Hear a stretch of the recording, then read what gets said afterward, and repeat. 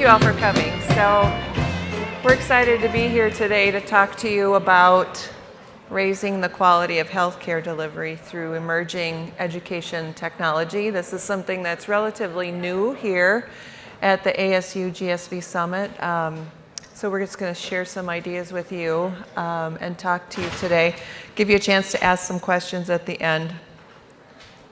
So CMS predicts that healthcare's share of the GDP will raise from 17.9% in 2017 to 19.4% in 2027. And within healthcare, we're really grappling with our increasing costs, with clinical quality, with access, with equity, and patient safety. So we're here today to share what we're working on. And within the paradigm of some of those issues that I talked about, Justin, could you describe how big the problem really is within healthcare? Yeah, I think it's pretty fascinating when you look at the problem, because I think many healthcare providers and healthcare workers don't realize the scale of the education challenges that we have within the industry. So we could look at it from a lot of different angles, but since we're talking about education, I'll talk about residency training. So after your bachelor's degree, if you want to become a physician, you go to medical school for 4 years typically, although now medical schools are slimming down some to 3 years. And then you'll do subspecialization within residency education. And for surgical training, typically this is something like 5 years of training, could be 5 to 7 years. And so there's a study from Brian George at University of Michigan in 2017 that actually looked at how well do we do when we're training residents, which is an apprenticeship training model that really hasn't changed in over 100 years. And so he looked at the ability of graduating residents after all of that education and training to be able to actually operate, to do the job that they were trained to do. And what he found that for the most common surgeries, 30.7% of graduating residents actually were unable to operate on their own and required supervision and assistance. So I think that's just one example of how the problem is escalating in severity. And the underlying problem people think is really just simple math. There's too much to learn. There's an ever increasing body of knowledge and new technologies that we need to learn to use, and decreasing time. Because of technology and using things like EMRs, we have less time to learn. Great, thanks. So Brian, the problem is really big, and we know that healthcare providers feel the pressure on an individual level. And so what problems are you helping them solve? Yeah, absolutely. So, the lens that Justin looks through is really from the residency training standpoint. We look at more of the professional development. And my partner and I, we take a very different approach. She comes from the entertainment industry. She was the manager of digital content distribution at Paramount Picture. I have a medical device experience, and coming in and starting our company, we really wanted to blend the best practices from entertainment and education. So what that means is we want to provide access to medical professionals on a global scale. And what we actually do is we go out and we find the subject matter experts at the top academic medical centers. We then create that content in the most compelling fashions. Right now that's 4K and 360 VR, and then we stream that on demand. Our philosophy is that everyone should be able to learn from the best, and we're proud to say that Mayo Clinic is our main partner in achieving that goal. So our hopes is to have the largest library of medical lectures in the world, and the thought really is now all medical professionals can learn from the best, access any relevant lecture to them in a timely manner, really instead of physically having to go to a conference space to stay up to date with their information. Yeah, I'm going to probe. Justin, how about you? What problems are you trying to solve? So we work in two main market segments. One is with the medical device industry, and their main challenge is that as these incredible technologies that provide value to patients, and what value means in healthcare is better patient outcomes, so patients do better for every unit of treatment that they receive, and decrease cost. So things like the Da Vinci surgical robot, navigation technologies, 3D printed patient-specific devices, things that you may have heard of, are actually harder to use. They're more complicated and require more training. And so these companies are having difficulty selling their technology because us as surgeons, we actually don't know how to use it because it's too complicated. And the old model of where they actually fly us to hotels like this and have us train in a ballroom on cadavers, which is really shocking, often before weddings. You should look up an article in Reuters called Cadavers in the Ballroom. It's really entertaining and interesting. But it's not enough because these procedures you have to do hundreds of times before you can do it safely. And we're basically doing it once and then a few months later doing it on a patient. And that's not going to go very well. So we provide a simulation platform using just video game technology. We use off-the-shelf virtual reality, mainly on Oculus Rift, to allow their customers, surgeons, surgical staff, to practice these procedures as a team as many times as they need to reach proficiency. So we also have an assessment system that actually assesses when they're ready. On the residency side, we're also partnered with a lot of leading hospitals like Vanderbilt, Columbia, UCSF, UCLA, on providing education to solve the problem on the front end, getting people more ready to exit in the world of surgical training. So we're also creating curriculums for them, allowing us to standardize education. Because a lot of education within medicine, I'm sure you can comment on this, is just really based on statistics. It's based on what patient comes in that day. So to give you an example, one of my co-residents, when I was training to become a surgeon, he was on a rotation for hand surgery. And one of the most common things we take care of, which is a distal radius fracture that everyone should know how to do, he actually never saw once just because no one was skateboarding for those few months or something like that. So he went off into the world never having done this surgery that in some cases is life-saving, that we really need to be able to establish standards that we're helping with. Yeah. Mary Ellen, what problems are you trying to solve? So I think there's something I'd like to add to what Justin said in the beginning. I'm finding I have to turn this way in order to get my mic working. But I think there's a key component to changing the way our subject matter experts know how to communicate to this generation of learners. Right now, a big fear that we have is that there's a chasm between the wisdom, the people that are about to exit their careers, and the people coming in, and the way that they learn is drastically different, and no one's really converged those two markets. So we really look at it two ways. We not only have to change the and elevate the experience of the learner, but we have to get that expert to understand that they need to change the way they teach. And so that's part of our core methodology, is make sure that they're understanding adult learning principles. It's not about didactic lectures, and that they're coming through in a way that enables the learner to access content in micro-learning experiences that can be accessed on the go while they're moving, as they have questions. And it can be while they're waiting at a dry cleaner or while they're at the gym.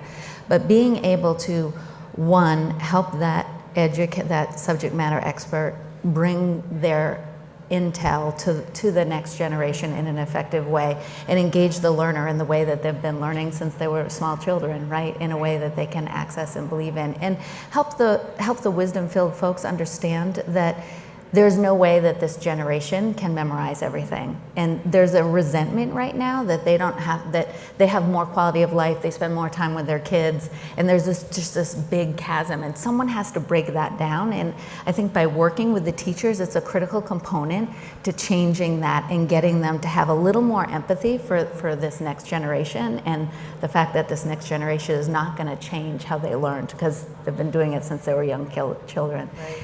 I think that, and I think the other thing that we believe is the assessment aspect and the learning aspect have to be inextricably linked.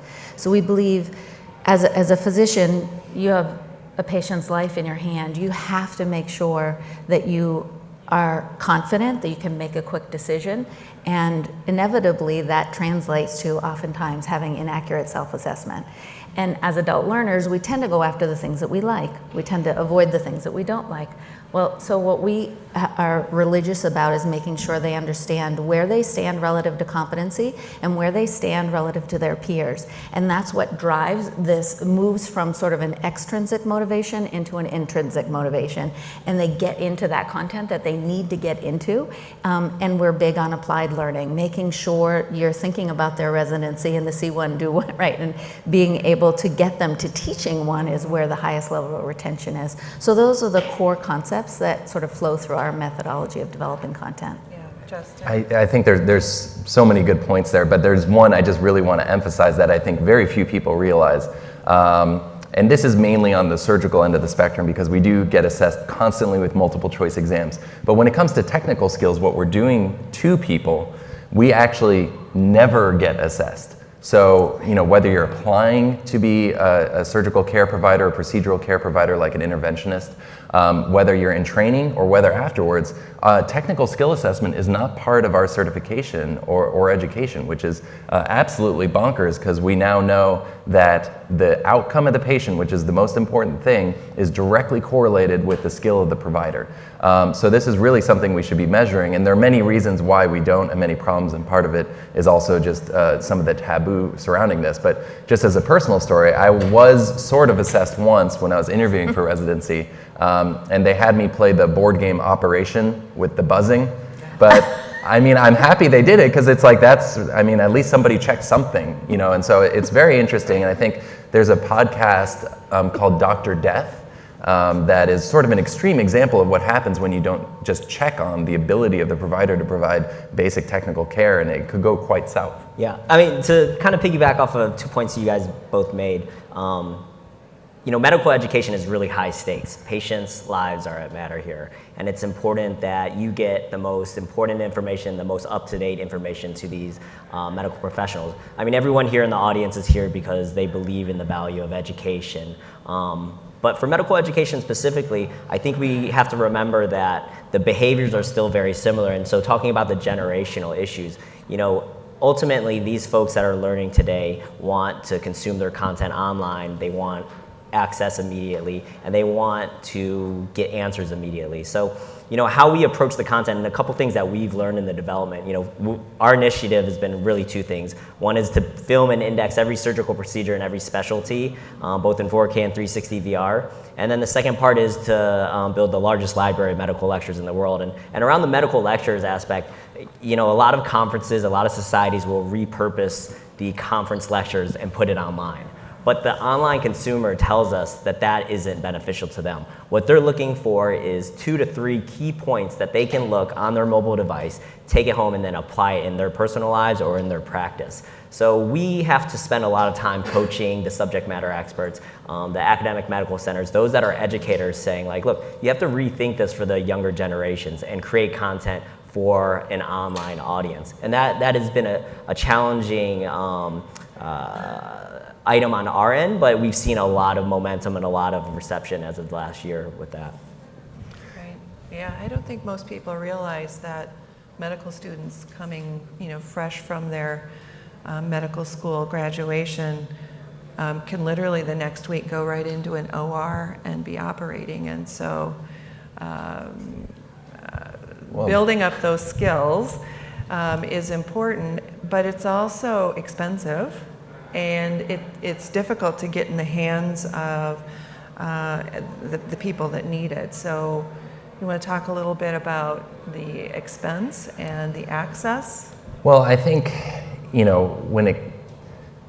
we could talk about access in a few different lenses, because for us, democratization of surgical education is very important. And there are low and middle income areas, both in the country but also in the world and countries, that don't have any surgical education whatsoever, and they're just sort of winging it, and they have very capable people, but if they only had access to these resources, we could improve the care in those regions by cutting infant mortality, maternal mortality, and things like that.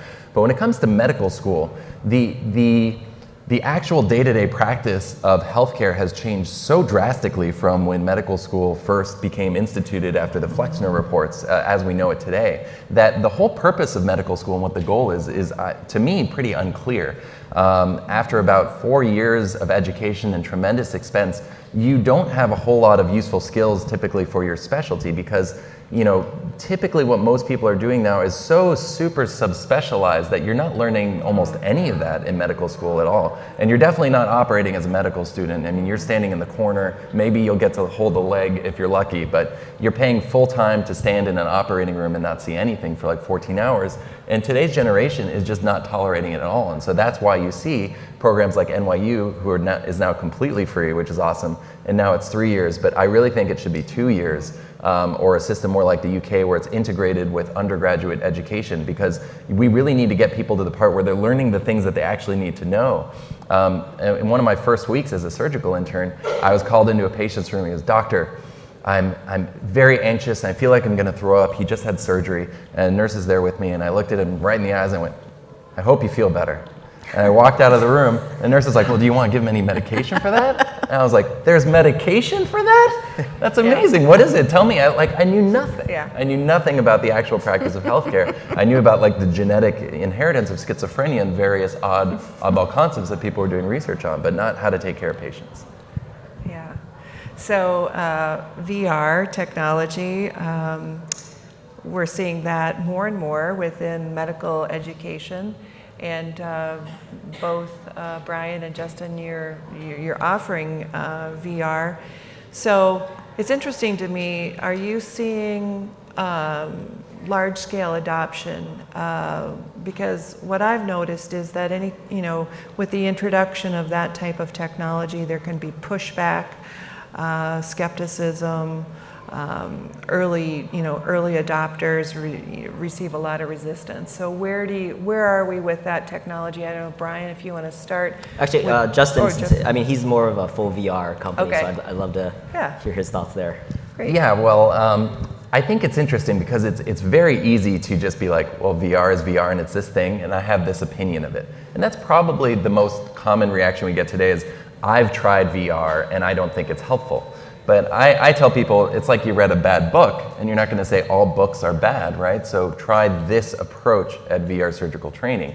And so pretty much most people, when they try our VR training and assessment experiences, like 100 across the board, like, oh, I see now, this makes a lot of sense. So really getting people behind the headset is really critical. But I think in healthcare in particular is a bit different than other industries, partially because of the patient-facing VR applications. So I don't know if some of you have seen some of the work that's being done by Stanford or companies like Applied VR, but the effect that these can have on patients is really life-changing. For example, I'm a pediatric orthopedic surgeon, so I take care of children. When we're bringing them into surgery, one of the first things we do is we put an IV in them. But this is really traumatic for some children, as I'm sure you all know. They don't like needles. And so sometimes we'll have to anesthetize them before putting the IV in, which is a really traumatizing process for the child and for everybody, because you have to forcefully hold a gas mask on their face while they're going to sleep. It's terrifying. But if you just put a VR headset on them, and then you can put an IV in, they don't even notice. And it's just totally changed everybody's life. So what we're seeing is that many people are coming up to us and being like, oh, virtual reality, we use this in our hospital quite extensively. How is it being used for training and assessment? So there's a lot more openness to this technology because of some of the patient-facing applications. I think also the problems are so huge that everybody clearly sees the need for technology like this, even though it's not. The most common feedback we get is that on the feel level, on the haptic feedback, it's not 100%. But we think that's one of the biggest advantages, because this does certain things very well, and then we let that part of the hands-on training, other modalities kind of take the place of it. So people are seeing the advantage now that you can buy a $400 VR headset and train on any surgery and get assessed as well. Great. Yeah, so I'm a little bit more skeptical around virtual reality as a technology, which is interesting from a strategic standpoint because we're heavily investing in the technology. We hear a lot of companies and a lot of advocates for it say that it's just a couple years away. We've seen vast improvements of the technology. Facebook is coming out with a new headset that's untethered, which was a big problem for early VR adopters. You had to have a headset attached to a computer, and that just isn't a great user experience. This is a perfect example. I mean, I imagine raise your hand here if you've worn a VR headset before. And then how many of you guys have worn it 2 times? Keep your hands up. And then how about 5 times? So right there, hands drastically go down. What that tells me is that there's a big problem around the content itself. People see the vision. There's no doubt that we believe that all the medical students and all the nursing students in the future are going to wear a headset as part of their training process.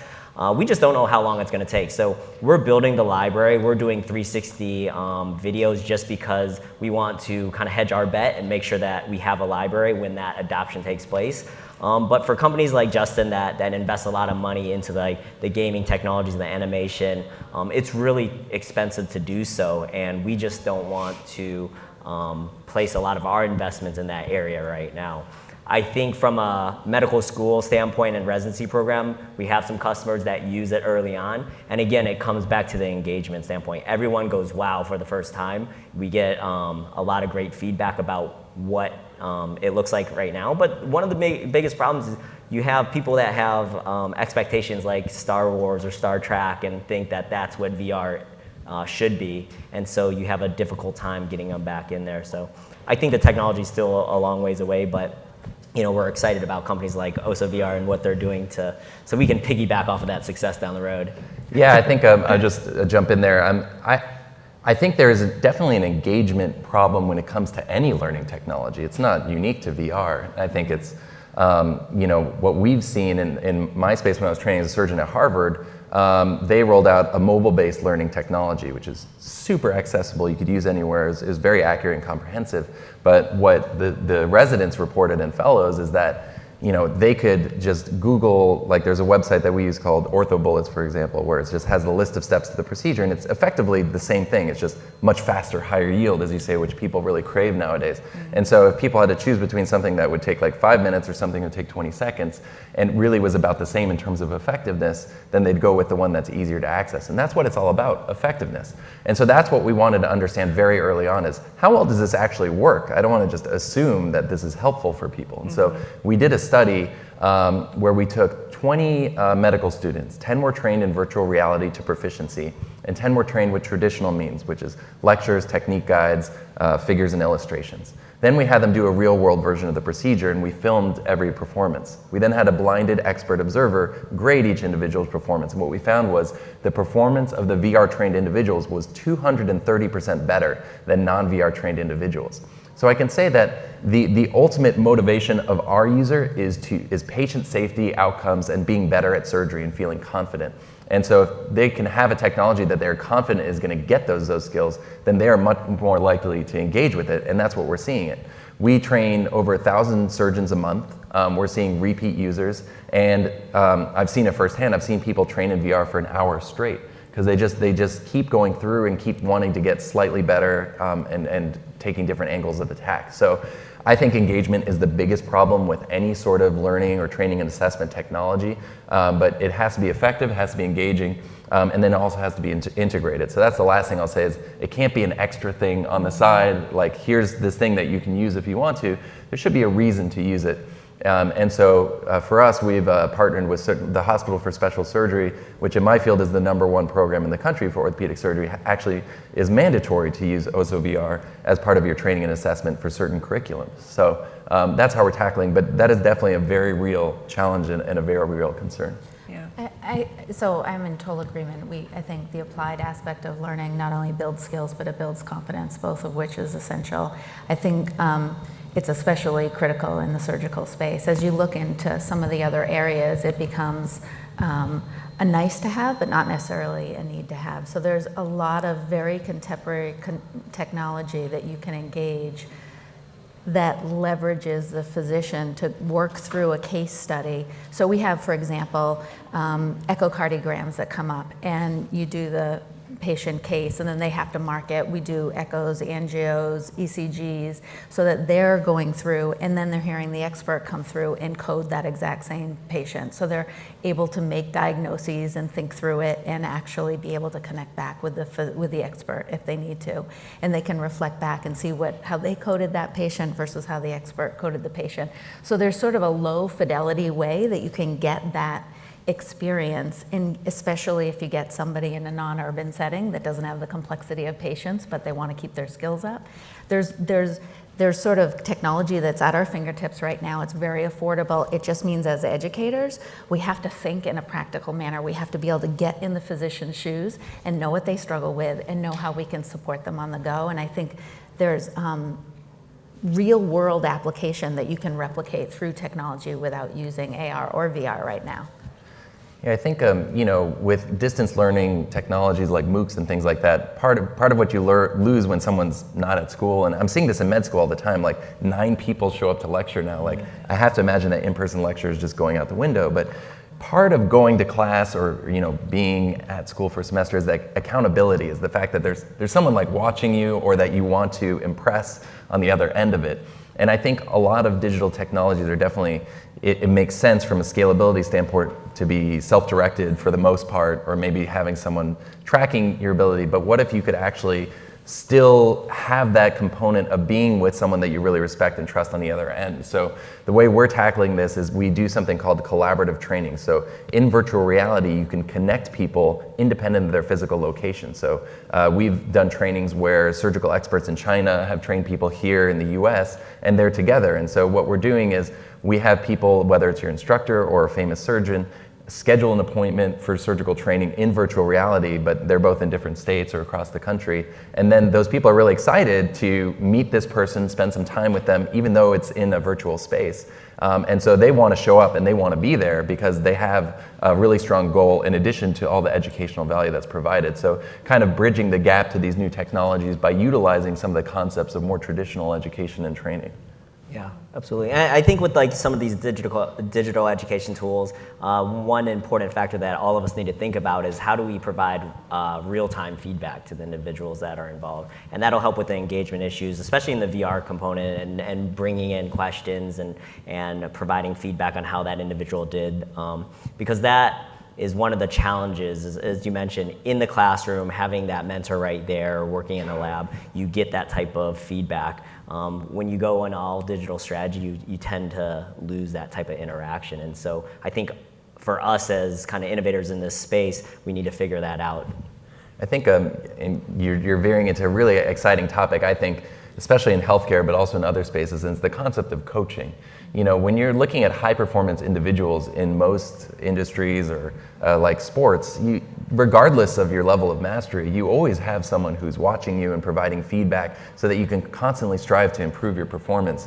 Yet in healthcare in particular, this is notoriously absent, especially for physicians, where once you've done like your 3 to 5 years of training, you're just presumed to be a world-class expert and require no other supervision or feedback whatsoever, which is completely nuts. And I think, you know, on some level we don't want that because we don't want people to see us screw up, but I think we really do want that feedback. And so it's really impractical to have another surgeon, you know, given all the constraints that we have, watch your performance or even watching videos of it. But technology has a way of providing that feedback, getting input on, you know, just how did I do, how can I do better next time, or even on a professional level, like burnout is such a huge problem in our industry, and it's been shown that having a coach can really significantly help with that, much more so than mindfulness and meditation, which have been the primary solutions offered right now. Yeah.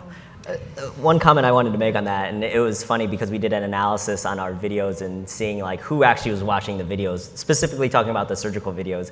And this was about a year ago, but when we looked at a physician's video and we looked at the users that were watching it, the person that watched the video the most was that own person that was doing the surgery.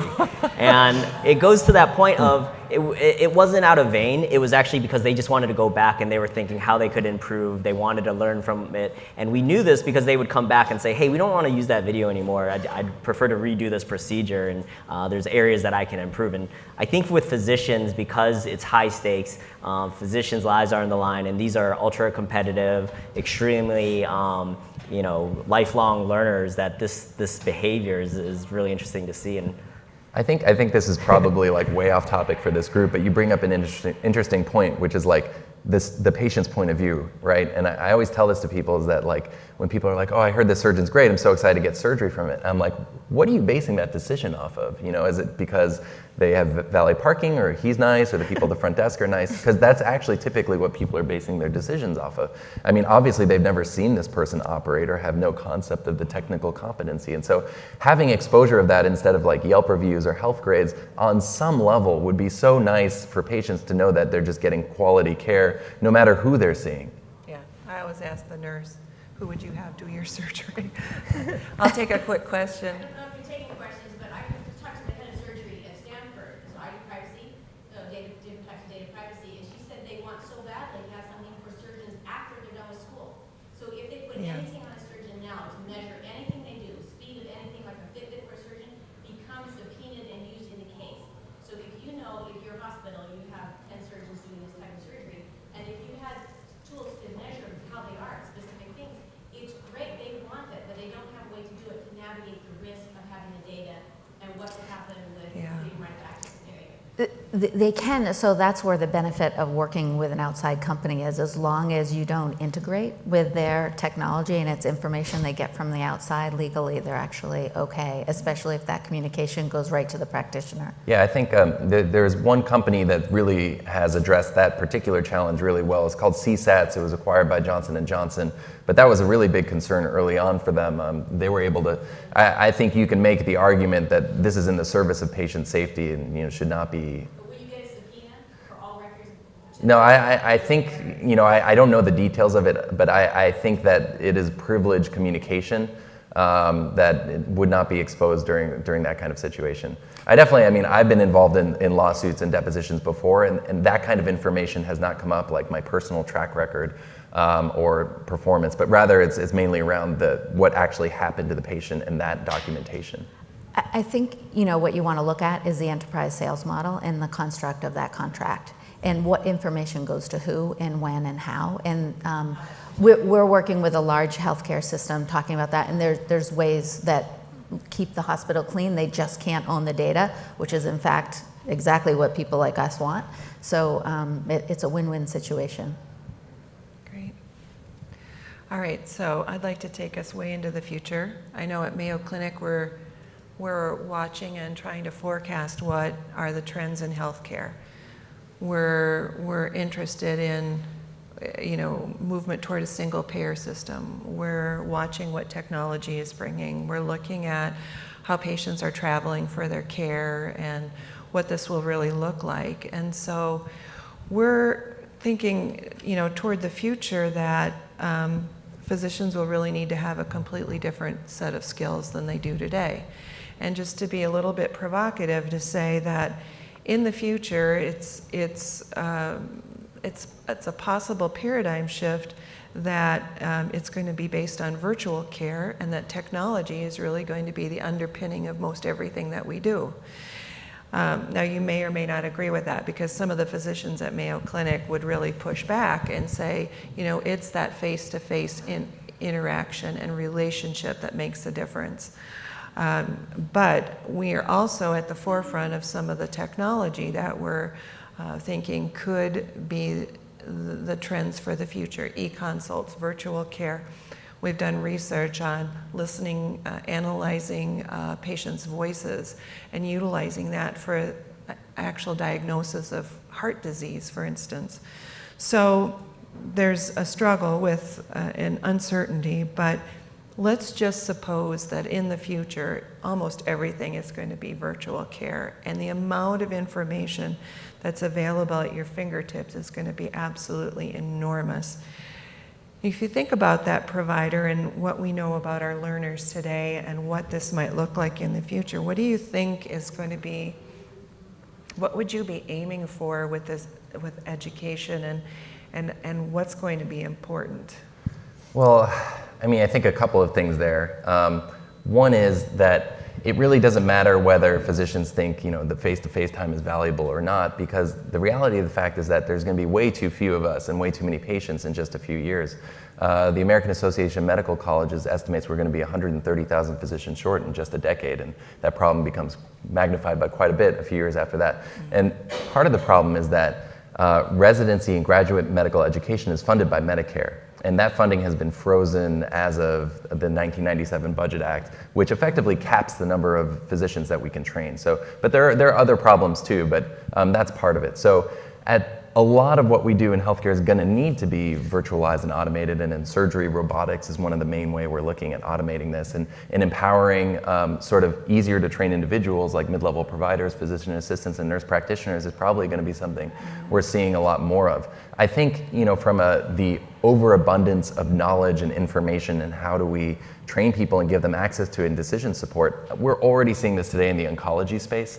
The speed and pace of that research is such that it exceeds the human potential of understanding. And so we need technology to be able to tell us what would be best for this patient, because there's thousands of new studies and clinical trials going on in any given day, and no human being could possibly sift through all that. And it's hard to do, and there have been several attempts at it, and now more successful ones, but I think, IBM Watson had a rather spectacular, I don't want to say failure, but didn't go so well. So it's definitely a challenging problem to solve. It's not going to happen overnight, but I think it's a great case study of what is probably going to spread into other fields as things become, just exponentially more complex. Yeah. Well, so from our perspective, technology is never going to replace physicians or any type of caregivers. Technology is going to be tools that help them take better care of their patients, to make better decisions. The problem that we see is there's so many tools out there that are coming to market that include things like virtual reality, augmented reality, artificial intelligence, and this is just the beginning.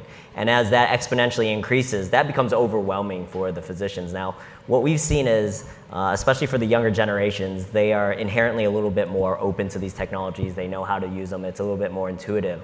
But at a systemic level, when it's the faculty and the folks that are still teaching these students, or the younger trainees, they don't know how to integrate these technologies into their practice. And so there has to be some type of change at a foundational level to start introducing these technologies to people younger on. But I think it's just a generational gap that's going to limit a lot of the effectiveness of the tools that are coming out. Yeah, I think that's a really active question right now, is like, whose responsibility is it to set the standards and solve these problems? And there's so many different players, and it's really unclear at the moment. Is it hospital systems, institutions like Kaiser? They have the ability to make broad and change, and they've been pretty effective. Is it professional organizations like the American Academy of Orthopedic Surgeons, the American Medical Association, the ACGME? Are they going to make some of these changes? Is it the medical device industry, as they own more and more of the sort of episodic care or pharma? They're selling now not only like drugs or devices, but software and technology that improves patient care and delivers value to the system?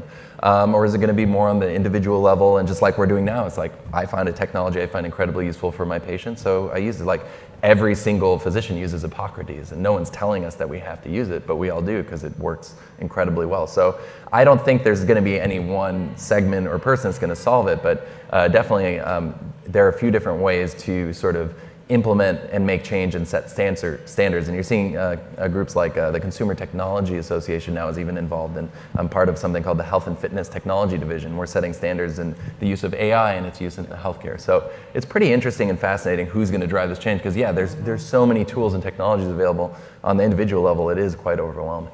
Right. I still think we have an antiquated approach with this sort of studying for your boards and to the board. I mean, that whole concept that it still lives is really a little silly, but it still drives a lot of physician behavior, because that's the group that's in control of identifying competency. The reality is those exams that they come out with lag at least 3 years practice protocols.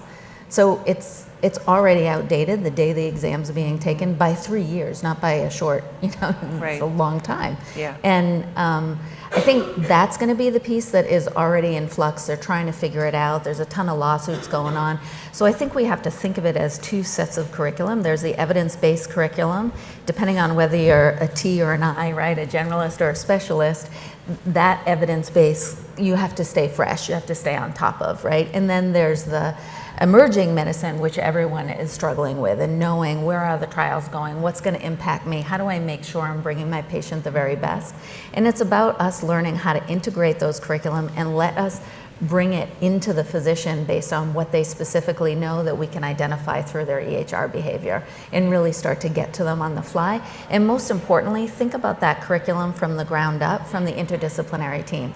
I mean, care has, which is different than multidisciplined, right? And focusing on the deep education, but realizing the complexity of healthcare is no longer about one, right? The interdiscipline grand rounds that happen right now, rounding that's happening. We have to develop curriculum that supports that behavior and lets them understand what they know and what they don't know, and when do you bring in the nutritionist? When do you bring in these, the social worker, right? The broader set of skills that are going to coach that patient to also be compliant, because that's part of our challenge in healthcare. Right. So I think technology can help pull all that through data, through AI, And it's sort of about the first person to get there right now. Yeah, that's great. Well, thank you all. We've got 1 minute. Does anybody have a quick question?